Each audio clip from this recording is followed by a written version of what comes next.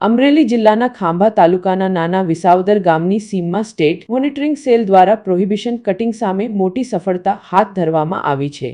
તારીખ 26-27 ડિસેમ્બર 2025ની મધરાત દરમિયાન PSI SV ગલચરની આગેવાનીમાં મળેલી ચોક્કસ બાતમીના આધારે ખુલ્લા ખેતરમાં દરોડો પાડવામાં આવ્યો હતો।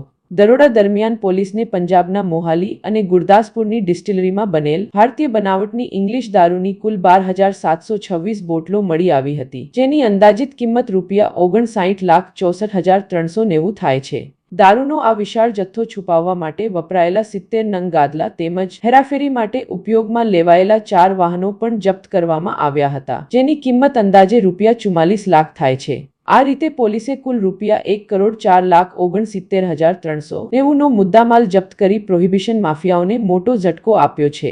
ઘટનાને લઈ વધુ તપાસ હાથ ધરવામાં આવી છે અને સંડોવાયેલા આરોપીઓને ઝડપી પાડવા માટે કાર્યવાહી તેજ બનાવવામાં આવી છે।